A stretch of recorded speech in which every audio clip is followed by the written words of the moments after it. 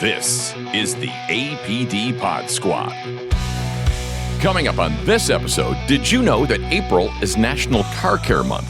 Makes sense, tough to keep it clean in the spring. But you know who does the best job at battling the pollen and the bird droppings and such? Senior Police Officer Taya Overholt, who won a Superlative Award at the recent APD Awards Banquet for having the cleanest squad car inside and out.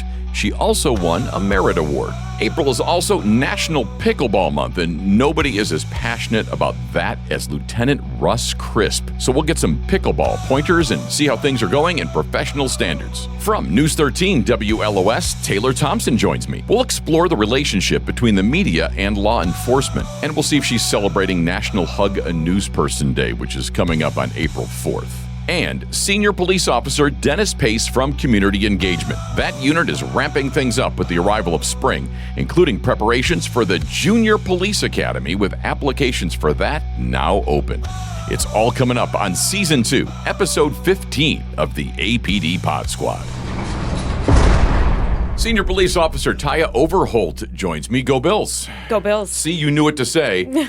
And you're the one that sprung that on me just a second ago. And I'm like, where did that come from? And I'm about to say, are you from Buffalo? But it was neighbors, right? You got some neighbors from Buffalo? Yeah. Joe Savastano that used to work here. The thing about people from Buffalo is you know they're from Buffalo because they're going to tell you. It's pretty obnoxious, actually. Yeah, actually. in a lovable way, we're really harmless, but we are so dedicated to our teams and even like the food in our city and everything else, because Buffalo's basically been a national punching bag for like a century. So we get a little defensive about like where we're from and our teams, but they're actually the only people that I've ever offended by calling them a Yankee. Oh yeah, no, because they're from the north. I called them a Yankee, and they're like, "No, you can't say that. That has colonial ties or something." Whoa. Jeez, I don't know about all that. That's getting a little deep. We don't like the association with what people consider to be your typical Yankees, though, which are like the people on the coast, like the Philadelphia, the Boston, the New York City. All of those people are they're different. We're almost more Midwestern in a way. Buffalo, Cleveland, Pittsburgh, all those cities, Detroit, and heading that way toward Chicago are really a little more laid back. They don't have the accent either, really. Not as much. Not as much. Although my family members do. I lost mine because I spent 30 years in broadcasting. You kind of eliminate it. You try and get rid of it so you can fit in anywhere. But where are you from? 3 hours away, Alamance County, in the middle of nowhere, sort of like 40 minutes away from Chapel Hill. Yeah, no, I lived in Fayetteville for a while. Okay. So yeah, snow camp. Yes, I've never been. There's nothing to do in there. So. No, but I've heard of it. Yeah. I mean, when I lived that direction, I was there in the late 90s. I worked in Fayetteville from 96 to 99. Give or take. Met some good military folks there. Yeah. I lived right next to the military base in Snow Camp. Oh, which branch is there? I have no idea. I would assume infantry because there's just shooting all the time. But that's when I was looking at apartments in Fayetteville. So I learned this when I was living there. As the fiscal year is winding down, they go round the clock on the artillery range using everything they got, all the munitions, because that way they get the money for the next year. Maximum budget. Yes. Yeah. So what happens then is all the apartments that are close by develop cracks in the walls, and so all the apartment complexes have all these cracks. And I went to see them right about then. They said, "Oh, don't worry, this happens every year. We come and we fix that, and it'll look like new." And I'm like, "Every year? Why?" And they explained.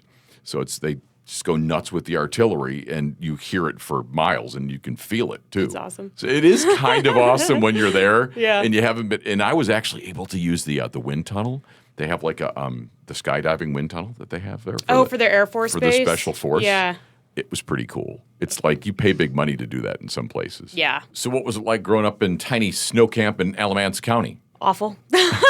Really? It's just a bunch of slaughterhouses, and that's it. I had to commute to school 40 minutes, but I used to pass by those on the way to Wilmington. There was a bunch of the turkey ones, and there was chicken. Yeah, the chicken ones. Pigs. Yeah. I got to tell you, in the summer, man, they get ripe. Well, because every month there's a manure spreading day, so all of them have to do it on the same day. So for 3 days a month, everything smells like poop. It's awful. Yeah. It is just, and of course it's summer, so your windows are sometimes down, and you're like, "Oh, roll them up." Yeah. Roll 'em up. Yeah, but your property taxes are $1 and a donkey, so it's fine. So what got you to leave? Going away to school, or just just wanted to get out? I just applied everywhere, and UNCA gave me a full ride, so I went there. So you're a graduate of UNC Asheville. Bulldogs. Go Bulldogs. Yeah. You don't seem to follow.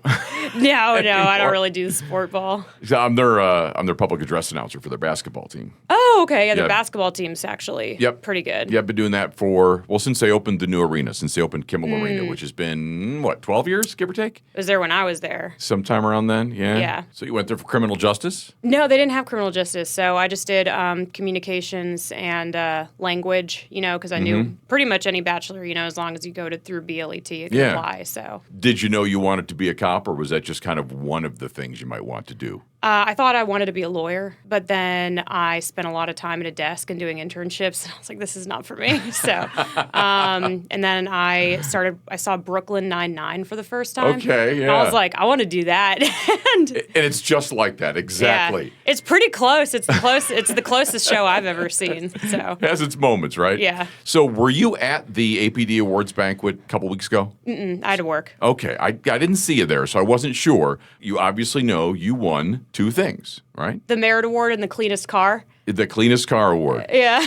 Now, I'm impressed by the Merit Award. That's all fine. That means you're a great cop. Essentially, for people that don't know that, it says top 10%, 100 plus arrests over the period of the year, almost 300 citations, which is like more than one a day. So when people see you coming, they're like, oh, crud. Yeah. Here comes Overholt. Oh, man, and she's got her citation pad with her. It's mostly because we have a lot of activity in downtown. Yeah, so, because of like the most of those citations came from like Aston Park, South French, so. So the Superlative Award for cleanest car inside and out. Congratulations. Thank you. I was hoping to win that one.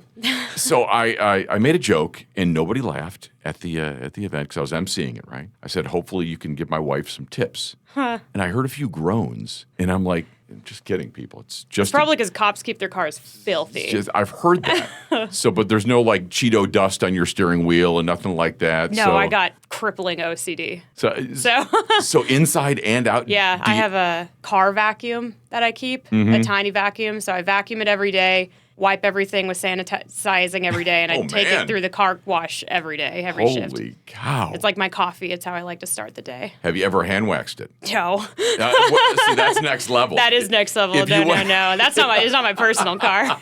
So how does your personal car look? The same. Now, do you hand wax that? I do. Okay. Like once a year. If it's a 2016 Buick Encore, boy. It's paid off, I want to not have to have another car payment, so I keep it really, really nice. I don't like all the doodads in the new cars, so the only way I'm going to be able to have a pristine 2016 car is if I keep this like it. So yeah, you and I are going to get along just fine because once I pay off a car, I will run that thing into the ground. I'm dying with it, yeah. It's like as long as this thing goes and I can keep fixing it at a reasonable cost. Yeah, well, my husband used to be a mechanic, so he knows. Yeah, and it's an American car. So, and I've kept it perfect and oil changes and everything. So, like, I should be able to die with it. Honestly, he'll tell you this, I'm sure. It's hard to work on the new cars. Yeah. There's so many computers in there. You can barely do an oil change. Yeah, well, and like the Fords, like I love my cop car, but like me and my sergeant and one other person have had the same glitch where like the windows just won't roll down. You have to turn your radio Bluetooth off to like fix it. It's Seriously? It's just way too complicated with the computer and how much power it has. Well, at least you found a workaround.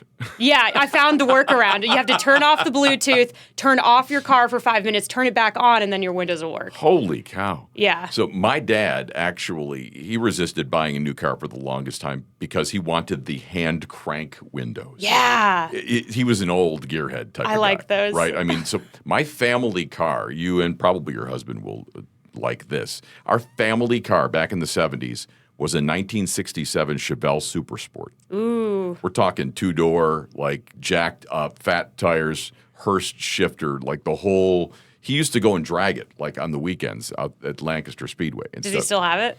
That was his biggest regret, is that he turned that in. You don't see Chevelles anymore. He needed to get a family car, because now he had 2 kids. You just don't have kids. What he should have done is he said, I didn't need to turn it in, though. He goes, they didn't give me much as far as a trade-in for it, which is hard to believe, but they didn't. I mean, yeah. So he should have just kept it. Yeah, Just to get the new car, sure, for the kids, but should have kept it. It wasn't worth the $3K. Oh, my gosh. It was ridiculous. So he told me about all those cars, and he showed me pictures of them. At one point, he had a 57 Chevy with a 56 Corvette engine in it, and he said it was the fastest car anywhere. He would go and he would race it. So my mom raced it one time when she borrowed his car. He went to work. He worked at the factory. They weren't married yet. Like at a stoplight or? No, they just used, there used to be this drag strip that was an old airport, and kids would go and drag there, and people didn't mind. They let them. It like was John Wick. Yeah, it's like 60s and 70s. Yeah. I mean, it wasn't a big deal for kids to do that. It's what they did. So mom blew the engine, right, in that car. Because it was a manual? Yes, I would guess, but apparently there was an oil leak, and so somehow blew the engine. But Dad's first question was, did you win the race? Did she? She did. That's hot. So Mom retired 1-0. Yeah, nice. He goes, okay, you can't race my car ever again. But I'm glad you won. Well, it was worth something then, at least. It was. I mean, bragging rights. So fastest car in what they called the Twin Cities. So I grew up in a town called North Tonawanda, which is just north of Buffalo. Isn't the Twin Cities in like... I'm sure there's Twin Cities everywhere, but that particular one is North Tonawanda, Tonawanda. And we were divided by the Erie Canal. So they grew up in Tonawanda, like where they went to high school, moved to North Tonawanda. So that was the Twin Cities. So he always said, fastest car in the Twin Cities. He was pretty proud of that, too. So how long have you been with the Asheville Police Department? Coming up 6 years now. So your BLET class would have been, 2019? 2020? 20. That's kind of a rough year to begin your career in law enforcement. Yeah. 2020 was a year. No, it was bad. And I live downtown, and the riots were still going on, so we had to like board up our windows and stuff. Oh, man. You could smell the tear gas still. A little bit of everything that year. I mean, COVID. That year was just wild on so many levels. I lived in Charleston at that point, and I had been running a brewery, Palmetto Brewing in Charleston is where I lived and worked. And I was on furlough. But, getting unemployment, and then, of course, the extra unemployment, and living in Charleston. So I hate to say this to people because people actually, they died during COVID and all that. I loved COVID. But I lived at the beach. Yeah. I had all the time in the world, and nobody was like moving around and traveling. So it was like the only time down there that the roads were empty. Yeah, it was nice. And so I lived in James Island, which was... Oh, that's nice. Hop, skip, and a jump from Folly Beach. Yeah. Right? And so I used to ride my bike down Folly Road, which you would never do on a normal day because you will die. Mm-hmm. It is a road that is just vicious and packed, but it was wide open. So I would just get in my bike and ride my bike to Folly Beach, which they had blocked off for COVID. It was blocked at the bridge that crosses it. You were not allowed to drive there. But if you had a bike or if you were local, you could walk onto it. And so we had the beach all to ourselves, and we'd go out to the lighthouse and all these things. So that summer of COVID, man, I enjoyed myself. I mean, like I just graduated college and I was a bartender still, but it let me stop. The restaurant was closed, was on unemployment, and then I was like, well, this is a great time to apply for APD. Yeah. And we lived downtown, me and my husband, and he just bought us electric scooters when they were like sort of new or whatever. Yeah. So we were able to just go all through downtown and like the parking garages and whatever, just on the streets because nobody was out. Yeah. Because no one was out. Yeah. Where were you bartending at? The Blackbird by the Aloft. Oh, yeah. Hotel. And like waitressing. Very nice. I've never been to it, but walked by it a ton of times and stuff. I know exactly where it is. Do you like it there? Yeah. Mm-hmm. The owner's really great. He now owns, the chef bought it, and now he owns that, Shiloh Gaines, the new place, the Crowbar, and the deli on College Street. Okay. Mm-hmm. So that gives you something if you ever want to go back and make a couple extra bucks on the side. You get some bartending experience. I would never go back to Didn't the enjoy service that? industry. No, yeah. I liked it at the time, but I'm not going back. A similarity between your job now and then is dealing with people. Yeah. What's that like dealing with so many different people every day? All these different people, all these different personalities. How quickly can you identify kind of who they are and what they're about? Really quickly. Yeah. I would say most people actually, like when you deal with so many people, you realize that a lot of people are the same. Mm-hmm. So it's actually, I don't know, it's really fun and intriguing for me when I like talk or meet someone that sort of goes away from the norm, you know what I mean? Or, or they're just odd or quirky or something. I like it, but I like talking to all the different people. How is community sentiment right now? What kind of vibe are you getting from the community as opposed to maybe 3, 4, 5 years ago, what they felt about APD officers? Has it changed? I think so. Yeah, for sure. Like when I first started, people would call us to trespass somebody, like a vagrant that's sleeping on their patio or something. But like in the notes, it would be like, only call me, don't want to be seen talking to you, just like, come here and do the job. Like people wouldn't even want to be seen like talking to us. But now I can tell that like the business owners and stuff have been a lot more empathetic, and people have come up and just been a lot more open to talking and seeing us as like people. It's not surprising that we lost so many officers in that 2020, early 21 because of the treatment. Yeah. I mean, the job's really hard anyways. It's a hard job to begin with. And then when people don't appreciate it and you go home every day and you're like, why am I doing this? Or even back then, it's like it was sort of in vogue to hate the police. Yeah. Like my sister, she's on Asheville Tinder, which is brutal.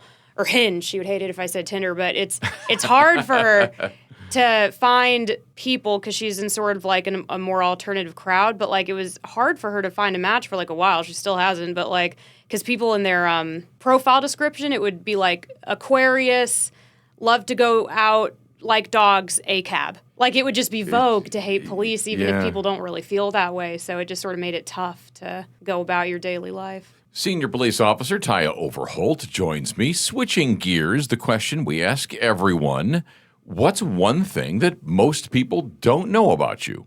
All my close friends know this, but my dad is a doomsday prepper, or he likes to say survivalist prepper. Okay. So I grew up off the grid because my mom is also, she used to be like a extremist vegan animal activist, like the type that dresses up and like breaks into a slaughterhouse and like steals the cows and stuff. Wow. And she wanted land in the middle of nowhere where she could legally have all these animals. Yeah. And eventually like 300 cats. So my mom has currently like over 200 cats. Yikes. And my dad is still a doomsday prepper. They still live in that land, but when I moved to college, he got on the grid and got like a flushing toilet and electricity. So that was really nice.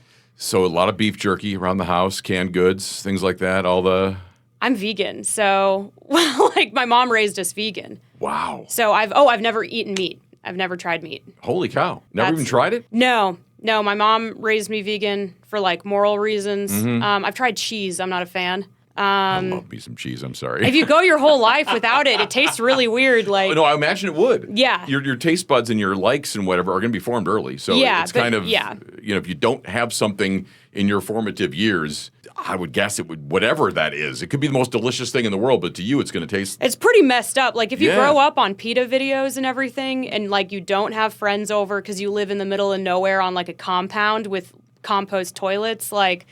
You don't really, I didn't have many friends until I was like 13, 14. It's like really weird, like seeing the meat from an outside perspective when like that's what you've grown up on and you never were taught to eat it. I mean, she really clockworked orange me. I mean, I ate a Milky Way once when I was a kid and she was like, you just murdered a cow, and I threw it up.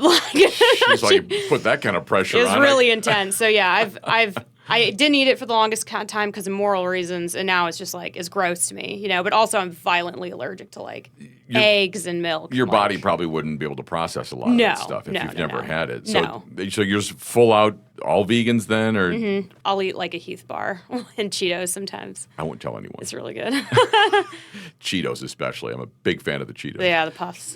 Don't do it before you get in your squad car though, because on your fingers and the whole thing. What is your favorite dish then? What is your favorite vegan dish? I really like Asian food. Well, you got a lot of options there. They use a lot of vegetables, a lot of noodles, a lot of things you can do. They invented tofu. I mean, it's all that. So probably like tofu basil stir fry or like pad thai. All right. Yeah, I love me some pad thai. Make no mistake. Yeah, it's Suwana Thai orchid. I'll get it with chicken usually. Yeah. But I mean, but I still love the flavor of it. There's a place right by my house in Sardis Road. I think it's called Pad Thai. or something. It's right by the outlets, right by the Tanger outlets. It's on Sardis Road there. It's delicious if you're looking for a new Thai place. Yeah, I didn't know that existed. I thought I've been to all the places in Nashville. Well, so it used to be like a house. It looks like a house. And so the front porch is kind of dining and everything else. And it's literally 100 yards from the intersection. Oh, awesome. So right there off Brevard Road, Sardis, right there by Tanger outlets. So next time you're on that side of town, by all means, if you're looking for a new place, there you go. So that must have been an interesting childhood then. Were the other kids like shunning you, or you just didn't see them? Were you homeschooled, or? No, we commuted, but because of that, I was always late to school, and my mom would always pick us up in like a Subaru, like with a goat in the back, like 90% of the time. And I don't mean to laugh. No, I know. No, she was constantly like moving farm animals around and stuff, and she was a landscaper, so it was always like trees coming out of the car. She was a cat hoarder, so. 200? They got 200 cats? Yeah. Are they mostly outdoors? They're like kind of... No. No? Yeah, so when I was a kid, she had like cows, donkeys. Sure. She had like 100 rabbits and a thing, but she lived in a trailer in the middle of nowhere. So after you get like, and then she like started getting rid of the other animals and really latched on to like cats. There's cat hoarding runs in my family. Okay. Now, I've considered my wife to be that at times, but most we've ever had is 9. So I thought, whoa. I thought that was a lot. That is a lot. Yeah. When I met her, she had 9, and so she's hot. So I kind of, Yeah. I was it a big house at least? Yes, it was. And they actually had the cats separated when I met her. There was 2 stories, and there was a door that actually went to the upstairs. Oh, well, that's nice. There was 4 that were upstairs, 5 that were downstairs, and they almost kind of all self-separated. They like had their own room, Yeah. It was just, there was like it's a lot of small bedrooms in this particular house, so they all kind of had so you never really saw all 9 at once. My rule is no more cats than there are bedrooms in the house. Yeah, that's a good rule. I have 3 cats. I have 3 bedrooms. All right, well, we've got 2 right now.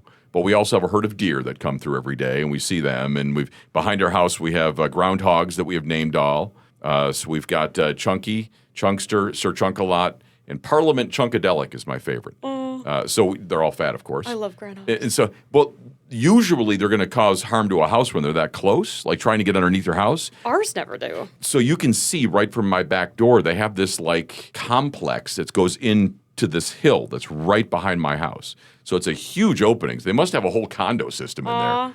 So you can see them coming and going. Put a little arch around it, like a little I should fairy really. door. Well, by the way, I just saw them this week come out from hibernation for the first time. Aw. So I took a picture. I was sitting outside, and my wife, I'm like, honey, they're out, they're ready, like, ee. I love groundhogs. Yeah, so groundhogs are awesome. Yeah. So we got the groundhogs. We've got a fox that runs through the neighborhood.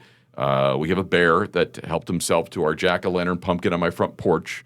I opened the door, and there he was. Was it post-Halloween? Yeah. Well, then that's a service. I hadn't thrown it away at that point, and I'm like, okay, all yours. I had taken the candle out, so it was completely organic. It was good he ate the whole thing except the stub. Nice. So thank you. And then he moved along, and he actually leaves our garbage cans alone. So I don't know. That sounds like a good bear. I'm going to keep them. Well, I do appreciate you coming by. Senior Police Officer Taya Overholt, congratulations on the awards at the recent banquet, including the Cleanest Car Award. Thank you. You'll have to defend that next year. Yeah. Oh, if it's still there, no one's going to take it. No. Hand wax. Got to get the hand wax. Yeah. Take it to the next level. Mm-hmm. Thanks for joining me. Getting to know Lieutenant Russ Crisp. Thanks for joining me, Russ. Absolutely. Glad to be here. I got to know you pretty early on in the game because you were in patrol. Yes, I was. I was the executive officer over the patrol division. Yeah, and so I had to come to you constantly. Yeah, we had a lot of conversations. We sure did. So I got to know you as much as anyone, like on the front end, like you and Captain Silberman heading detectives, right? So those are the 2 departments that I've always got to go to for answers. Yeah, that's correct. So we got to know each other quite a bit. But now your current role in IA, safe to say that's not the most desirable position in the Asheville Police Department, but it's just one of those things. Somebody's got to do it. It is, yeah. It's necessary. It's a job that a lot of people don't want to do, but definitely necessary. I think people appreciate the fact that we do have the professional standards section because people do appreciate accountability, and so I take my job seriously and will work my hardest wherever I'm assigned. Now, there's some rules that go with that, though, right? Like nobody does that for too long. Doesn't it rotate? Historically, it has. I don't think there's anything that's written down, but I spent some time in there as an investigator, as a sergeant, and stayed in there for about 5 years and rotated out, which was nice. 5 years was enough for me at that time. And getting reassigned back there as the lieutenant over the section has been, it's a different experience being the lieutenant instead of a sergeant, but it's also some of the same work. So I sort of knew what I was doing coming back in. The stressors are different than being a different type of officer here, right? I mean, it's just because of what you're investigating and what you're dealing with. Absolutely, yeah. The administrative and internal investigations, it's a different kind of stress. Instead of like being on patrol or in criminal investigations, you're looking at, members of the public who are, the players in all the investigations you're doing. A lot of times in professional standards, it involves employees that work here. So people that people that you've worked with, worked for, or have worked for you. Do you think people look at you differently when you're doing this job? Like, oh, here comes Lieutenant Crisp. It's like, don't say anything. So, I mean, that's sort of the stereotype and the things that you see in TV and movies about internal affairs and professional standards. I feel like we have a really good group here in professional standards now. So I don't think it's exactly that way, but it's also, I had to learn when I was in professional standards the first time that whenever I would call people, I would have to let them know on the front end if it was not a professional standards related phone call, like, hey, this isn't a work thing. This is totally a social call, because they would be on edge, and it would take me sometimes a few minutes into the conversation. I'd be like, what's wrong? They're like, we just like cut to the chase. Tell me why you're calling. I'm like, well, I was just, do you want to go play golf? Just trying to go to tea time, man. I'm just yeah, absolutely. So hey, let's talk about that stuff. So I know you live in Haywood County. I do. Are you from Haywood County? No, I am not. So I was born in Wake County. My dad worked for the DOT, so we moved around some. When I was still a small child, we moved to Swain County, lived in Bryson City, stayed there until I was going into the 5th grade. Then we moved to Buncombe County, to Weaverville, and that's where I grew up from 5th grade through graduating at North Buncombe. And then I moved to Haywood County in 2006 whenever I got married. So are you a Pisgah Bear or a Tuscola Mountaineer? Definitely a Pisgah Bear. Okay. Yes, sir. That is, boy, I tell you, that is a dividing line there, isn't it? It is. Yeah, there's no question. You're either one or the other. So that's a great football game, though, when they play. And it was a shame, of course, when the one stadium got damaged. But the whole community came together when that happened. It goes to show you the rivalry is just the rivalry for its sake. People don't genuinely dislike each other. It's just kind of there to root against each other sometimes in a fun way. But the entire community rallied for the team and the stadium and all of that. Absolutely. And it does. The Haywood County never disappoints whenever things happen, or, the football game happens between Tuscola and Pisgah. It's great to see. The atmosphere is so electric. It brings a lot of attention to the area, and also to the athletes that are out there, the student athletes that are out there performing and doing a great job. A lot of them go on to play college sports and things like that, and the support that those athletes get from the community as a whole is great to see. Haywood County got a little bit of a double whammy from Mother Nature. They've had multiple storms that have caused major damage. Everyone around here knows about Helene and had to deal with Helene. Nobody came out unscathed there. But a year previous, Haywood County had a major hurricane damage there, and the Pigeon River flooded, and we had, 7 or 8 people, I believe, passed away, died. Yeah, so that was it Fred? Fred. I think it was Fred. That's what it was. Yeah, so that happened. Buncombe County wasn't very severely impacted by that storm like Haywood County was. So whenever Helene hit, obviously in and around Western North Carolina, all the pictures of the damage and everything, but in downtown Canton, which I live very close to downtown, I can walk to Main Street from my house. The results in the downtown area itself were very similar to what we had seen the year before, as far as how high the water got, which businesses had unfortunately been flooded again. And you could see the businesses starting to prepare when Helene was on its way. The ones that had been flooded, they started moving their stuff out because they knew, like, hey, if it's going to be like last year, then we know what we need to do. I've always thought that downtown Canton had so much potential. It's like a hidden gem. If you just look at it, like, from a bird's eye view, and you look down at it, you're like, man, that could be something. there's still some businesses that don't operate there. There's some boarded up storefronts and things like that, which have been that way for a while. But there is some growth there. There is some restaurants that have moved in. I hated seeing Bear Waters decide to kind of fold up and move away, but now it looks like a new business is going to go in there. There is. I'm not sure exactly what it's going to be. I've heard some rumors, but I don't want to repeat those because I don't know what's exactly going to go in. But there are new businesses moving into town. There's a new restaurant that's open on Main Street. I spent a lot of time and my money on the small businesses there in town just to support them. So it's exciting to see because it is a great downtown area. The town of Canton does a really good job of holding events. Labor Day is a huge deal in Canton. There's always a parade and they have a concert. They do a lot. The town of Canton does a lot for the people of Canton and of Haywood County. So it's fun to see, and Mayor Smathers does a good job of trying to bring stuff in and keep the attention there to make sure that positive things are happening. The backbone of that community for so many years was the paper mill, right? Employed so many people, and now it's shut down, and it's not kind of like the what's next. There's some potential there as well, if they can figure that out. There is, and that's, I think, what most of us are waiting on to see, like, what happens with that. They talk about maybe, like, mixed-use area on the site of the paper mill or, what's going to happen. Right now, they're in the initial stages of deconstructing it and tearing it down and getting a lot of that stuff out of there. But nobody really knows, like, what's going to wind up there. There's a lot of cautious optimism that, it could be awesome because, the Pigeon River runs right through the property. Yeah. And as you spoke of Bear Waters earlier and, the river walk and everything there, like, that is a huge draw. People love the Pigeon River, love being outside, being outdoors. So I think there's, huge potential there for it to be cleaned up and used as a multi-use space for people to enjoy. I'm thinking golf course right in downtown Canton. Hey, let's do it. Let's put a Top Golf right there. Top Golf. Yeah. That'd be something, huh? Yeah. That would draw folks. Hey, we could leave the some of the buildings there. You could hit the buildings or, like, have the train driving through. I like it. That would be awesome. That would be the greatest ever. Lieutenant Russ Crisp joins me. So when did policing come into the picture? When did you start thinking about that? I was at UNCA. I was a education and history major. Was going to be a teacher. Didn't really know what I wanted to do while I was in school.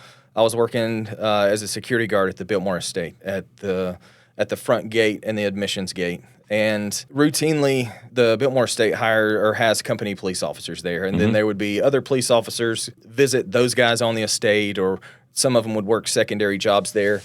And one of the guys I worked with said he was coming to take the entrance test at the police department. And it was like the next week. I said, I'll give it a shot. So I came and took the test, got an interview, went through the whole process and got offered a job. And like I said, I didn't know what I wanted to do. I was in line to become a teacher, and I'm like, what, I'm going to give this a shot and just see if I like it. And I had never considered it before that point, and I've been here over 20 years now, and I absolutely love it. A different route than a lot of folks that kind of know, and they take criminal justice and go to college for it specifically, and then they just there's that path. But you went a different way, and 20 years later, here you are. Still here, yeah. It's haven't got rid of me yet, so I'm very appreciative of that. Yeah. That's very nice of them to let me stick around this long. But I couldn't really imagine myself doing anything else. This is what I was meant to do. I get a lot of fulfillment out of it. I love customer service. I see policing as a customer service profession because we're helping people. Usually, or a lot of times, it is somebody's worst day when they're having to call us. Yeah. And they need some kind of help or advice or something. I love helping people out. So I think that's why I've enjoyed it so much for so long. I was inspired to invite you into this particular episode because I saw that April is National Pickleball Month. And you are a pickleball fanatic, my friend. I enjoy playing pickleball, yes. that is a very true statement. I have learned there's a bunch of you guys here at the APD that play pickleball on a regular basis. I didn't know that. Yeah, we have a good, solid core group of guys that like to play. I started playing probably about 3 or 4 years ago, like really getting into it. I used to play basketball with some of the guys, and we have a group that work for the Air Force out of the Federal Building that we got hooked up with probably 8 or 9 years ago now playing basketball, and a couple of those guys started playing pickleball, and we made fun of them at first, and then they're like, just come out here. And man, after about like the first 10 minutes, I was like, man, this is so much fun. I think it's the name that kind of throws people a little bit. The first time you hear it, you're like, wait, what? Pickleball. I can remember hearing it myself because it's only as a sport been around that anyone's heard of like 10 years or less. I mean, it really has caught on. Yeah, it's exploded. It really has. But the way I explain it to people, I've only done it like once, literally, in my life, once. And the way I explained it to people, it still didn't know what it was. I'm like, imagine standing on a ping pong table. That to me, that's more accurate than tennis. It's like you're on a ping pong table. Similar like when you look at the paddle size and the things like it's kind of like the standing on the table version live action of ping pong. A lot of similar rules, except this thing with the kitchen. What is the deal with the kitchen? Man, like you have to be very careful. You don't want to be in the kitchen. That is something that we struggled learning, and whenever we learned the rules about the kitchen, like if the ball drops and hits in the kitchen, then you can step in the kitchen or be in the kitchen and then hit the ball. But man, like we used to roast each other all the time because like they would come up and like just kill the ball at the net, but they would be standing in the kitchen and be like, hey, you're in the kitchen. So it took Which is months. the area closest to the net. It is. I'm not sure how wide it is. Maybe it's not big. 3 or 4 feet. I'm not sure on the exact dimensions. So it's not big, but you would be astounded at the amount of times if you're standing right at that kitchen line, not in the kitchen, so you're really close to the net within 3 or 4 feet, and people try to overhand smash the ball and they hit it into the net so many times. Yeah, I can imagine. Yeah. The time that I played it didn't take long for me to kind of catch on. I could see myself getting better as I was playing. I only played for like 30 minutes one day. That was it. And by the end, I'm like, okay, I get it. This is kind of fun. Yeah. But where's all the terminology come from? Have you done the research with the deal? What is the kitchen? Why did it get called that?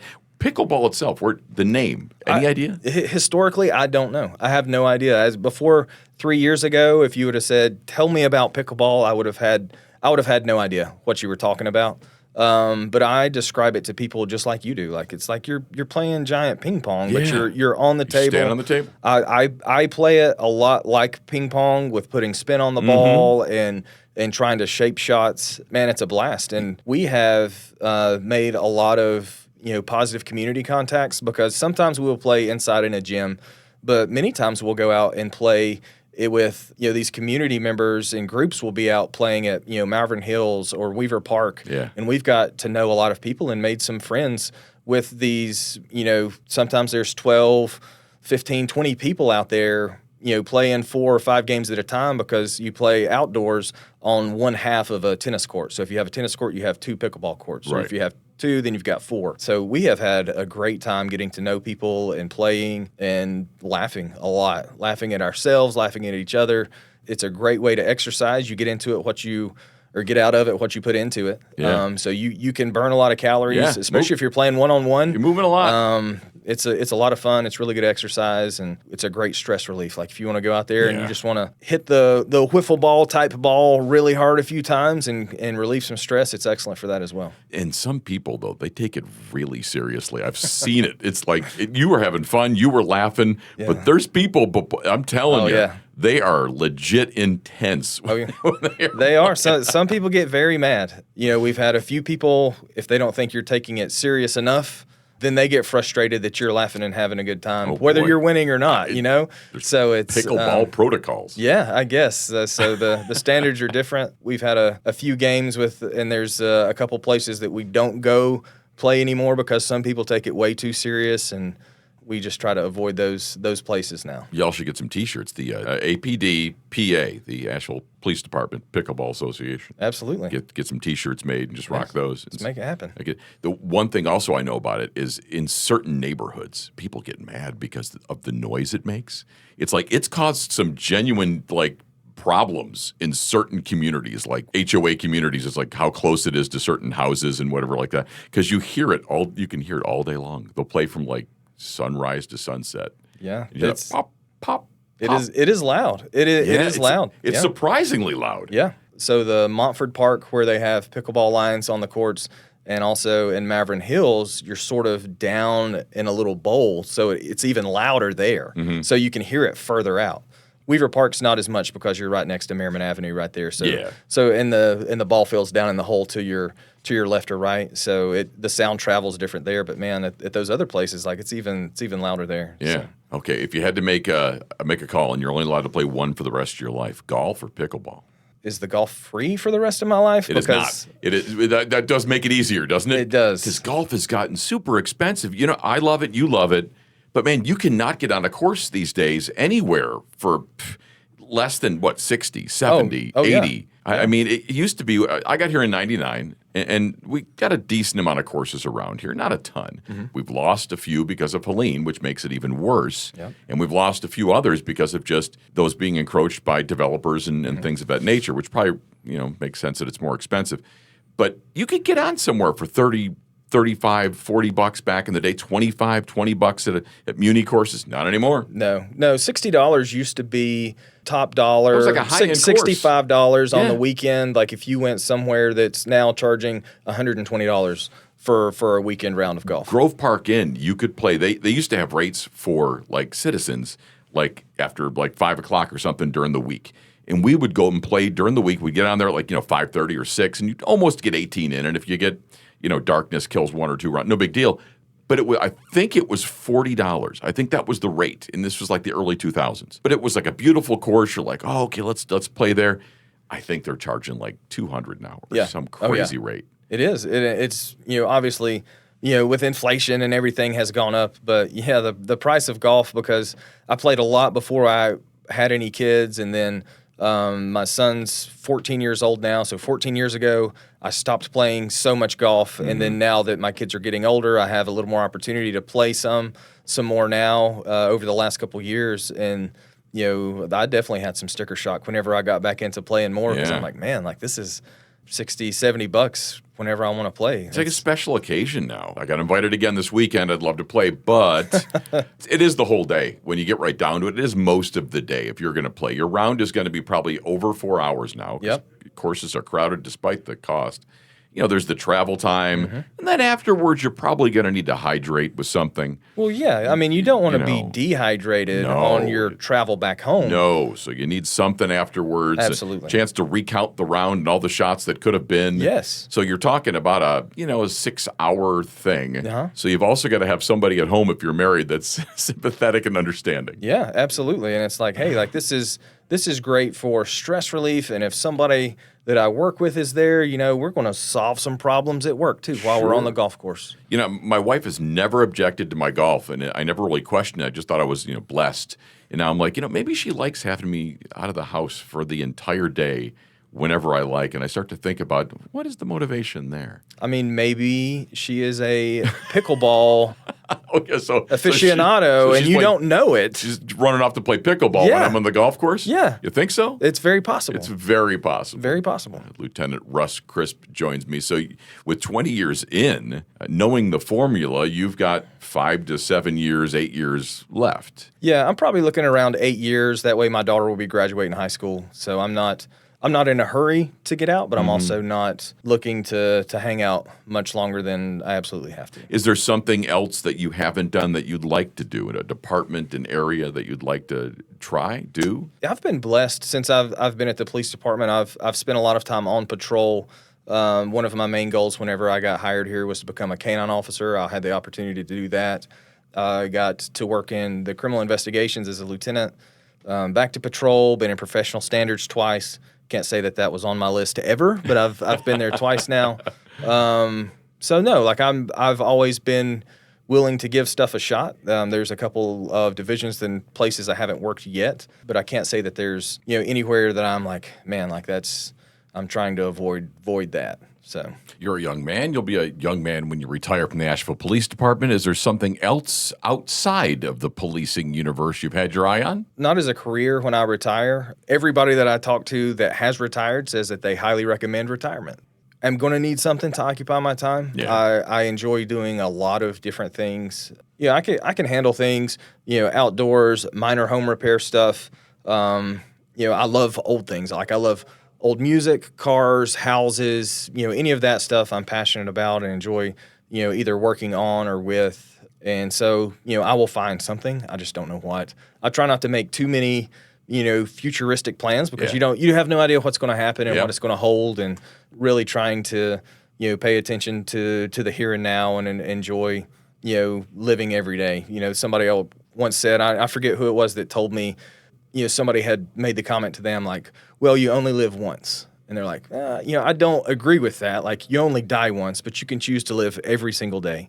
So that's something that I try to do and try to remember, just to like, all right, like here's another day. Like, let's make the most out of it and do what we can, help somebody out. That makes you feel good to help somebody out and just have a good day. Go to bed, get up again, and live that next day. I've always been a workaholic. Like, I've always had multiple jobs in my life, and I've always thought to myself, there's no way I'll really fully retire. I'll always do something. But I got a taste of doing nothing during COVID. I was furloughed. I was in Charleston. I had time on my hands. I got to really like it. I'm like, maybe there is something to this retirement. I got like a mini retirement, like a little blast of it. And so now, for somebody that has at least 8 years left based on my formula, I probably think about retirement more often than I should. But I am also looking forward to a little bit of that leisure activity, filling it with maybe some golf, maybe some other things. But I think I'd like to find myself doing something as well, just to stay busy. Yeah, absolutely, and keep your mind going. I do think that I could play golf and or pickleball every day and not get tired of it because it's always a different experience. And I would like to try to get tired of it by doing that a whole bunch. Shot, huh? I will try very hard to get tired of it. And just see if that's possible. And then if I do, might as well go hang out at the beach for a few days to try to recover from too much golf or pickleball. The thing about the golf especially is there's always a different course. There's always a place you haven't played. Yeah, exactly. There's always that. And we're getting into golf season, so hopefully I'll be seeing you on the course sometime soon. Yes, sir, absolutely. All right, Lieutenant Russ Crisp, thanks for joining me. Yes, sir. Joining me now from News 13 WLOS, Taylor Thompson. Thanks for coming in. I'm so excited to be here. It's weird being on this end of it. I'm actually a little nervous. I'm usually the one asking the questions. I think you'll be fine. So I don't know if you knew this, but April 4th is National Hug A Newsperson Day. Oh. Don't want to jump the gun, and I'm not much of a hugger, so there shall be no hugging today. But if you see Taylor on April 4th, don't just lean in and violate her space. Make sure you give her a heads up. Make sure it's okay in advance. Don't just surprise her. I was about to say, you don't want to hug me, but you want random strangers to come hug me. Well, thank you for joining me. But, you have been begging to come in here for a long time. All right. Don't just put it all on me. I'm excited. But, you wanted to have me on a little bit, too, I did. Right? I'm interested in your perspective because something we've been talking about around here and something we've been trying to do at the Asheville Police Department is develop relationships with the media outlets because we think there's a benefit there. So that was one of the questions I wanted to ask you is how beneficial is it to have a good working relationship with local government officials, be it law enforcement, be it fire, be it council, be it whatever, as opposed to an adversarial one? Gosh, it's not just beneficial, it's necessary for us to be able to do our jobs. You think about every story that we do. I say a lot of times when it's like a serious story, we'll have team coverage on things, right? And the way they do is you have two reporters. One is on what we call nuts and bolts, and then the other is on the real person story, right? But the real person story always has to follow the nuts and bolts story because a story can't happen if we don't have the facts. If we don't have here's the press release, here's the facts of what happened here, and we have to start there. And that is so necessary for us to do really anything. You can't go talk to that real person if you don't know what you're talking about. If you don't have the facts of something. Are you a nuts and boltser or are you a get to the human side? With y'all, I'm a nuts and boltser because I love you guys so much. And I love when I get to come to APD, but I am a real person sider. You always want to hear how this is really affecting someone. And that's really what local news is about, is how can we help the real person. But the start of that help comes from y'all. We wouldn't be able to do our job without having that relationship with y'all. And the trust of it comes on both sides. You have to trust me to even want to give me the information because, I'm sure there's been times when, maybe you guys feel like you've done that and then it blew back in your face. So, there's trust on both sides to where you feel you can tell me something and I feel I can come to you and believe that you're really giving me what you're able to give me, and then I can go from there. So, it's more than beneficial. It's the only way we can do our job. Pulling back the curtain, let's talk about the process. I'm sure people are curious how you guys assemble your stories and the newscast, which there used to be a 6 and an 11. Now there's a 5, a 5:30, a 6, and 11, then the morning, and then the web, and all of those different things. So I know you have your daily meetings, you get your stories, you get your marching orders. Walk us through your creative process. Well, my creative process, I guess, for example, when I'm doing a story with y'all is typically a press release might be sent out by you. And, I'll read it and then I'll give you a call. And that is just in itself, back to our relationships talk is where that really comes from. Because if we didn't have that relationship, then one, you might not even answer my phone call. Or two, you might just be like, sorry, we got nothing available today, or not even answer. You never know. So, I start my day off, I'm going to call you. And, I'm just like, hey, here's what I read. Here's what I need. What can you do? And, typically you're like, here's what I can do. I'll let you know. I'll help you. And then, kind of go from there. So let's say it works out and you're like, hey, Captain Silverman can talk to you at 11:30. We're going to come by, talk to Captain Silverman, and then go from there. And then once we get the facts of that story, then I can go based off of that. Okay, so where did this happen? Where can I go to then find that real person to talk to? Which is sometimes easier and sometimes more challenging. It just starts there. So then, in a perfect world, we leave from y'all, we get that factual information we need, and then we go find our real person and our real story. We have some officers that are very comfortable, like Captain Silverman, in front of a camera, and some are not. So I have to coach some, and then others I think I can leave more to their devices. Deputy Chief Artema is very good at it. Others are, and some are just, they get that camera, that light goes on, and they just freeze. Yep. The second you guys walk away, they're like, oh, I wish I would have said this. I wish I would have said it like that. And I'm like, you know what? Practice makes perfect. The more you do it, the easier it is. But what I always try and tell them when you're or anybody else is doing a story, I go, they're going to make you look as good as they can because it makes them look good. It's true. I mean, we only look as good as y'all do because if y'all aren't giving a good interview, it makes me look bad because then it's saying, well, was she not a good interviewer? Was she not good? Was she not comfortable? Did she not ask them the right questions? So, making y'all look good, of course, because it's the right thing to do, but it also, kind of shows how well I can do my job. Have you had a story that stands out that you've done, like either with us or with somebody else, that it just instantly comes to mind like, man, I nailed that one? Oh my gosh, Rick, you're putting me on the spot. Well, this wasn't one of the pre-questions you gave me so I could think of a story before now. I know. Got to be thinking on your feet. Okay, I have one. Okay, see? I have one that I love. This was a few months ago that I did, and this family, this actually wasn't with y'all, this Buncombe County family, during Helene, they lost their cat. And they thought the cat was obviously dead, had died during the storm. So the cat was left in their house, and they left the house in a rush to go to the family member's house, and they watched their house be destroyed and float away and just assumed our cat is gone, right? And so here we are. When I did this story, it was probably right at the year mark, so a year after that. And I'm going out there and talking to them, and they've finally been able to move back into their house, and, they're just getting situated again.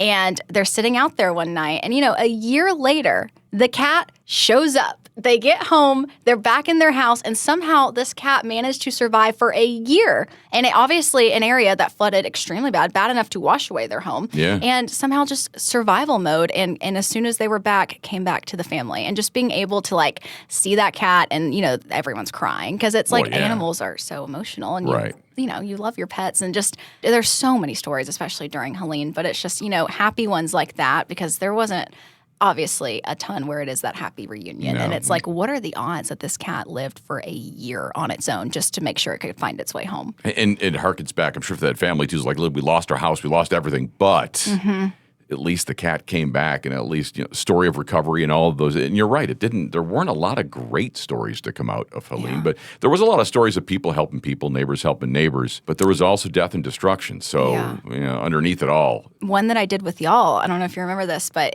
y'all were finding all the the pictures and the things that people lost during the storm, and you had that huge table of everything. That was Detective DeGrave. Yeah. That was really emotional. I mean, just seeing because you don't know where those came from. You don't know the state of that person's house. You don't know the state of how that person is, how they fared through everything. And so just finding, pictures and memories and artifacts that came from so much loss. I mean, the fact that y'all took the time to really put all these together to try to return them to their owners, that was really special. And Detective DeGrave came from your universe. He worked at the Asheville Citizen-Times. He was a writer. Wow. Before he came here. So he was a news guy, knew how to tell a story, and I think somehow finding those photos, because maybe of his background a little bit, it clicked with him, the need to create this reunion of photos with owners. Well, because sometimes it's all you have left of something, and that could mean so much to someone. Yeah, and it did to so many families. I saw some of the people that came in for the photos, and you should have seen the looks in their faces. Just a simple photo. It's like I lost everything, but there's that photo, So let's tell the Taylor Thompson story here. Gosh, all right. This is we ask everyone in the room a couple of questions. Okay. One of them, of course, is like, where were you born? Where were you from? I am from Marietta, Georgia. I typically tell people I'm from Atlanta, Georgia, until I started dating my current boyfriend, who is actually from Atlanta, and quickly corrected Called me you out that on that, Marietta is not Atlanta. So for those who know where Marietta is, it's a little northeast of Atlanta, and that's where I grew up. And then, do you want me to keep going and give you my whole story? The story. Tell the Taylor Thompson story. I grew up there, Yeah. and then I went off to college at the University of Alabama. Roll Tide. My boyfriend goes to Indiana, went to Indiana, so you can picture the sports year I just had. There was a game. Just a small game, Rick. It was a really good time for us. It was, better for Indiana. I know these things. So I graduated from the University of Alabama, and then, I got told my second semester of college by one of my very kind professors who, pretty much told me that I would not be going back to Atlanta like I thought I would. My plan was I always wanted to do journalism. I was actually focused more on sports journalism in college and wanted to be, the next Erin Andrews. I thought I would just move back home, be a big-time reporter in Atlanta at 22 Instantly, years old, Atlanta, and top 10 that was market. going to be my time. And she was like, just, very nicely brought me back down to earth and was like, Taylor, people end in Atlanta. You definitely don't start there. And I was like, what? So, yes. So I went about 3 hours southwest of Atlanta to a small town called Albany, Georgia. Mm-hmm. Some people call it just like Atlanta. I'm sure it's a lot of similarities. Sure, I'm yeah. Sure, yeah. So I spent a year down there kind of getting my start as an MMJ, which is basically just a nice word to say you do everything yourself. Yeah. So I did that for a year, and then I did upward mobility and transferred within the company up here to Asheville, and that was in the fall of 2022. Yes, fall of 2022. So I was 23 when I started here in Asheville, and I'm 27 now. So it feels like I've basically spent the majority of my career here, because I have, and it's just crazy. I've just grown so much here. I mean, from kind of being the newbie and the young 23-year-old to now, I mean, I know, depending on who's listening to this, people are like, oh, 27, still so young. And I'm like, I know, but like in the sense of like where I was then to now, it feels night and day. I went from being a reporter here to then I was promoted to our weekend morning anchor. So now I anchor, and a lot of my reporting now is more special projects and more things that I am passionate on and get to do. Podcasts and things podcasts and, being with y'all. And so it's been great. It's been, it's just crazy. I've spent most of my adulthood here in Asheville, and I love it. I had the same culture shock as radio is a similar thing.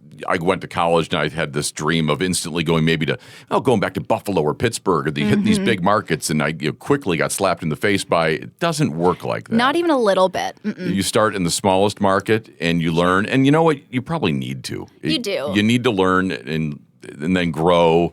And no one's a polished stone, right out of college. You think you are. Right. Because I just spent 4 years learning this stuff. I know everything. Everything there is to know. And then quickly realize you don't know squat. I like to give the analogy of it's like your freshman year in college, and you're in that crappy dorm room with the shared bathrooms, the tiny room that you're in, the community style dorm. And it's like, we hate this in the moment, but it's so much fun. You have to go through it to appreciate when you move into an apartment. And it's the same thing with this job. Like, you have to be at the Albany, Georgias of the world to appreciate when you're in Asheville. It's a true story. Yeah. And Asheville's a nice place to be. I mean, it's considered a small TV market. But listen, I've been in small TV markets that weren't anywhere near Asheville as far as amenities and things to do and the culture and the. Plus, I'd give us more credit than that, Rick. We're a medium-sized market. Thank you, Greenville, Spartanburg. So Asheville, Greenville, Spartanburg, for some people who don't know, is a multi-city DMA, as they say. So it's not one city. It's not New York. It's not Chicago. It's not all those suburbs. Sure, they count, but it's the city. It's the big city. Here, they literally have multi-markets. We're an hour apart. I believe it's the same way in the eastern part of the state. I think it's New Bern. There's like 3 or 4 cities over there that all count as one TV market, but there's no one city. Right. So because of that, News 13 WLOS really serves primarily Asheville and Western North Carolina. Yeah. Whereas the other networks Right. mostly serve Greenville, Spartanburg. Well, it's a very niche thing that we get to do here where we are really the only ones here. You know, we don't have those competitors at every story here. There's multiple stations. It's just us, and it's a really special thing that we really just get to be the ones to cover everything, and it's really our territory. But you know, at the same time, you have to challenge yourself because you're not having another medium challenge you. That is true. You don't have another market that might steal that story from you. Right. Which sometimes means you got to work harder. Yeah. You got to produce the results and do it without that competition, which can be tougher. That is true. It can be tougher, and that does come with a lot more self-challenge and, you know, more meetings of, you know, just the newsroom really getting together and being like, here's what we need to do. Here's how we're going to accomplish this, and not letting yourself drop the ball. Because you're right. I mean, if we're not there, then maybe just nobody's there, you know? Right. So we always really try our best to be at everything and do everything to the best of our ability. We keep going back to Helene because it's certainly the most recent thing that really kind of grabbed the whole community and affected the entire Western North Carolina community and beyond. You haven't been here long enough to have some of the other events that were kind of big, but not that big. We had the flooding.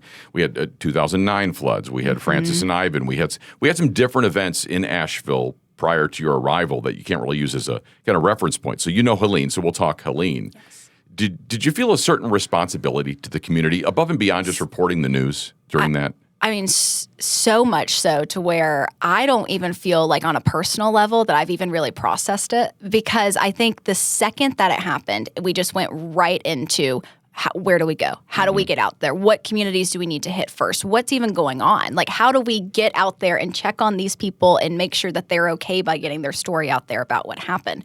I remember that Friday morning waking up at my apartment and just, it was, you didn't really know, you know, like you knew going into it because of those days of rain that were leading up. And, you know, our meteorologist, everyone was saying, this is going to be really bad.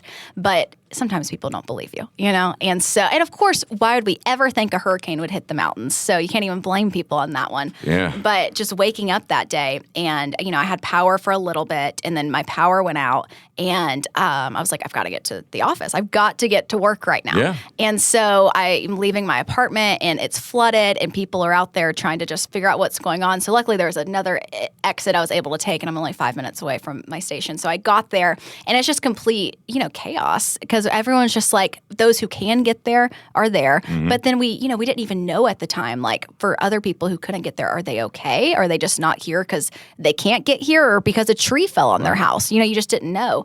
But, you know, the first thing was, let's just get out the door and let's see where we can go. So I remember I got in the car with one of our photographers, Steve Wilder, and we headed out to Barnardsville was our first stop. And it was, you know, it was kind of like we were living in this, what is a word I'm looking for? Like after like a crazy thing happens and like a dystopian type? Yeah, yes. Because it's like you leave the newsroom and we had a generator there. So when you leave that, there's no cell service. There's nothing. You know, you're just like gone until you're not. It was flying blind for a while. And so that was our first thing. We just went out there to the community and just to see everything that happened. And then the next morning I was closer to home in River Arts District. And I mean, everyone, I think this was what was so surreal is like that day 2 when people are really starting to get outside of their houses more and just kind of looking. And we were all standing in the River Arts District. And there was still just that rushing water just covering the lower half of the River Arts District. And people are just standing there looking at it. Mm-hmm. And so we were too. I mean, to the point where we're all just like, I can't believe this, you know? It's hard to process. Yeah. I know we had some things around here, some milestones that kind of were the turn the corner moments. One of them was the closing of the EOC when we stopped operating as an EOC. And there were some other things. In your world, was there a certain day, time that you guys decided, okay, it's time to do more than Helene? Yes, let me tell you. So we were leading up to that 1 year mark really heavy. I mean, I feel like we pretty much focused the entire first year after Helene on just Helene-related stories because there were so much. There was enough of them. There was so much going on that it went from just people trying to survive into recovery mode, into rebuilding mode. And so that first year, everything we did was pretty much focused on Helene.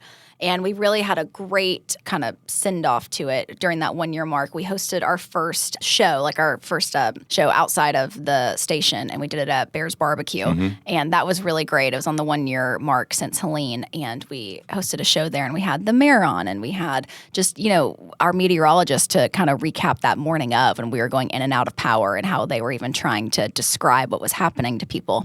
And we did these roundtables with different business owners in all different communities to kind of talk about, their perspective and where they're going from here. So we did a lot at the 1-year mark to kind of put a bow on it. I have to, kind of walk around on saying that because obviously Helene is always going to be something that happened to us and it's always going to be something that changed us. But we felt from a community standpoint, it was like, it is time to turn that page because it's not helping people to just keep reliving what happened and to just keep going up to the same people and being like, oh, and how does that make you feel? Like when Helene hit, how are you doing? And it's like, it's not really helping people at this point. And so I started this project with photographer Matthew Yates. He's amazing. And it's called Taste of the Town because we were trying to figure out a way to, not let Helene go, but let it go enough to where we are kind of moving on from just the sadness of it. Yeah, it's not. So you're not moving on. You're moving forward. Right. Exactly. You're never going to move beyond. Right. But you need to move to the next step. Yes. And so it's called Taste of the Town. And what we do is we still go to different areas, but we just don't talk about Helene. We talk about the restaurants and the food they serve. And what is Silva like? What is that? What is Brevard like? What's going on in Waynesville? What's happening on Main Street? And really just highlighting their businesses. And these were businesses that were obviously hit and, some were devastated by Helene. Some were just hit in the business side because we didn't have any business because we, had that thing where we didn't have water. And so places couldn't be open. Yeah. So it's kind of just highlighting these places without having to make it about Helene, and that's kind of where we're at of how can we always remember this, but in a sense where what we cover now is moving forward and not focusing on what happened to us because that doesn't help build us back better. And it gave you a chance to see some of the small towns that maybe you hadn't been to before. Yeah. And we've got a lot of cool ones. We have so many cool You mentioned them right there. Waynesville and Brevard and so many cool small towns. It's like Asheville's great, and I love Asheville. I live in Asheville. That's, when you think of Western North Carolina, you think of Asheville. But, oh my gosh, there are so many mountain towns that are just amazing to go to. My wife and I haven't done it in a while, but we used to do like just an overnight somewhere. Like we'd go to Bryson City and just get like a little hotel right near there and just hang out one night. One of my favorites is Switzerland Inn. It's like the, was it Mitchell McDowell County line up there? Little Switzerland? Yeah, Little Switzerland. Yeah. I love it up there. There's just so many cute things like that. We got so many of those too. You'd mentioned your start here, and then of course Atlanta. Is that the goal or whatever? So what is the 5, 10, 15, 20-year Taylor Thompson plan? Gosh, Rick, if you could tell me that would make my life a lot easier. I go back and forth all the time. So I'll never forget growing up, my pawpaw told me that I need to have my own talk show, and it needs to be called The Taylor Talk. And it's a good name. It is a good name, right? Pawpaw came up with it. I do have to give him credit for that. But so in one world, I'm like, how do I grow to be able to do that? Because that's really what I want to do is talk to people. I don't think it's a secret to say I do want to move back to Atlanta eventually. That's where my family is. It's where my boyfriend is. That's where pretty much my entire life aside from my job is. And, obviously the way this industry works is, I was 18, went off to college, and I've been gone ever since because it just hasn't been an option to move back there. Yep. So at some point I would love to be back home with my family. And does that mean doing news in Atlanta? Maybe. Does that mean I don't know. So it's hard for me to even think about not being in Asheville because I just feel like I've grown, through my career, I've grown so much as a person here that I wish I could just take this place with me everywhere I go. But I don't know. Maybe it's a talk show. Maybe it's reporting in Atlanta. Maybe it's anchoring in Atlanta. Maybe it's all the above, Rick. The world is my oyster right now. I hear things that podcasts are taking off. I have heard that too. And, I don't think it's a secret that I like to talk. So I think you can. Yeah. Taylor Thompson, ladies and gentlemen, News 13 WLOS. Thank you so much for joining us. Thank you so much for having me. This was so fun. Senior Police Officer Dennis Pace is back in the room. Welcome back, Dennis. Well, thank you. All right, the weather is warming up. We've seen the pollen on the cars and coming down from the trees, which means the Community Engagement Division is becoming more and more active by the day. Absolutely. All right, I know we got a couple of academies, one of which has already kicked off, Citizens Police Academy. Citizen Police Academy, we just wrapped up 32. It's the biggest class ever. 32 have signed up this time. 32. We had a lot of applicants. We capped it at 32 this time. That's awesome. So coming up soon with applications now available, the Immersion Academy, that is brand new. The Immersion Academy is brand new. It is targeting college-age kids, 18 to, I think, 22. Some young adults that have a strong interest in a law enforcement career. We're doing targeting recruitment efforts at local colleges to give them exposure to what policing is about and what we do here at APD. And at the end of the academy, they actually talk about the process of the recruiting, the application process, and everything else like that, and try to get them prepared to enroll in our fall academy class if they want to. I mean, I can't think of really another job, another profession where you can kind of taste it and feel it before even like applying for it. Sure, you can get like an internship somewhere, right? But that's a full commitment where you're actually physically somewhere working in a way. This is just like, hey, is this the kind of thing for me? And you get to see all what it's about. Absolutely. I know when I was in the academy many, many years ago, that was one thing that I always was doing, putting all this time and effort into this career that I thought I was passionate about, but I didn't really know until you get into it. And this gives you pre-exposure to, am I really passionate about this career? Because the ones that succeed in the career actually have a passion for it and want to do well. And so this would be a good way of getting that exposure to see if this is the career you want to do or not. Exactly, or finding out if it's not right for you. There are people that have committed to BLET, gone through the entire program, graduated, and then they get out into the field and then only then realize, you know what, this is just not for me. Good time to find it out for us as a police department. But for them, quite a commitment for it not to be realized. Right. From the time you get hired on to the time you hit solo status, it can be close to a year, if not over a year. So you dedicate a whole year to the profession to get out to realize, it's not what I wanted to do, which is great for the ones that can accept it and like, okay, let me move on to something else, as opposed to just stick it out. Because those officers usually will eventually weed themselves out, but sometimes they can take time. So the ones that can figure it out early, that's great for them so they can start their own career path. So that is the Immersion Academy. By the time this episode lands, we'll have applications open for the Junior Police Academy. The Junior Police Academy is going to be, I believe, our third year running for that. The application process opens up, I believe, April 1st. And we target teenagers, 13 to 18. And it's a week of also learning about the police department and what we do. But we break it down and have a little bit more fun and do some other fun activity, not just law enforcement the whole week. Yeah, it's a fun week, too. The kids enjoy themselves. I mean, the canines are involved. The bomb squad is involved. All those things. Yeah, we do scenarios. Last year, we tried something different where we had them build a case and then did a mock trial based off the information that they did with the case. So we're just trying to improve it every year. And we get a lot of kids. We had a cut last year, capped that one also. And we had too many kids. And the ones that didn't get accepted last year, I encourage them to reapply. The older you are, the closer to the cutoff, the higher likely you will be able to get into the program. If you have a few years to go, don't let that discourage you. If I didn't get in this year, that might be just because you're young, and we want to give the people that are close to aging out the opportunity. And the easiest way to find out about either one of those, just to Google Asheville Police Department Immersion Academy or Asheville Police Department Junior Academy. So what else we got coming up? April 18th from 1 to 4. We have the Truck City at the Asheville outlets. Oh, that's a lot of fun. That's a blast. We have a lot of stuff with APD vehicles there, but there's all kinds of activities there for kids there. And the adults can find their inner child and play around and climb inside their trucks too.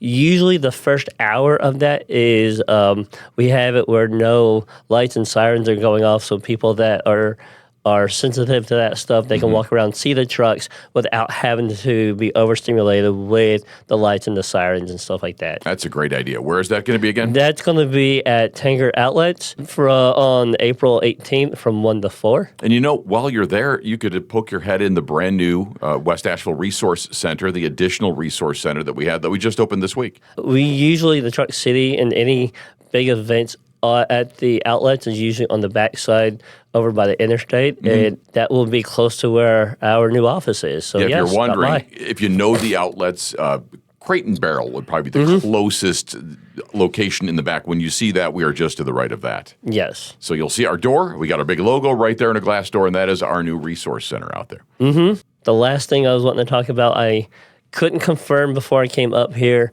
I know last year APD partnered with Dunkin' Donuts for a Special Olympics fundraiser. Yeah, I remember that. Called Cover the Cruiser. And so as you went to Dunkin' Donuts, they would ask if you want to donate an extra $1 to buy a donut. They would put it on their wall. And we picked a Saturday, went to a local Dunkin' Donuts. I actually used my car as the display car, and we took the donuts and anything there, and we taped it to my car to see if we could get enough donations to cover the car at that one Dunkin'. All the Dunkins around here would be doing it, but we just chose the one. We only had enough people to do one location. So I didn't quite cover my car last year, but that was because it was only at that one store. If we include all the stores, I definitely would have been able to cover my car probably 2 or 3 times. So that event, usually the month of April. I couldn't confirm that yet. Okay. So be on the lookout for that. If you go to the Dunkin' line, they might ask you, hey, do you want to donate $1? Just know that all the proceeds of that stay right here in Buncombe County for Buncombe County Special Olympics. Yeah, and keep an eye out on our social media for that. Once we get a confirmation for it, we'll post that everywhere so people can get some details on that. I remember last year, the Dunkin' that you used was right by my house by Smoky Park Highway. It was. Exit 44. We were looking at that one. We have a few more people on the Special Olympics committee this year, so we might be able to pull off a couple locations. We're hoping to, but if not, we'll talk to the regional manager to see which Dunkin' has the most activity, and we'll probably go at that one if we can. Another great event for Special Olympics on the heels of the Day of Giving with Jersey Mike's. I ran into Officer Fadler at the Jersey Mike's in West Asheville. We were both on our way home picking up some subs, and all the money that day went to Special Olympics as well. All good things. Senior Police Officer Dennis Pace, thanks for joining me. Thank you. That's it for another episode. Thank you to my guests, Senior Police Officer Taya Overholt, Lieutenant Russ Crisp from News 13 WLOS, Taylor Thompson, and Senior Police Officer Dennis Pace. And thank you for listening. Hey, if you got a question or a topic you'd like to hear discussed or someone you'd like to hear from, just call 828-250-8800 and leave a voicemail. That's 828-250-8800. Or you can email apdpodcastfeedback@asheville.nc.gov. Listen and subscribe now wherever you get your podcasts and don't miss a single episode. I'm Rick Rice, and this is the APD Pod Squad. Mountains high.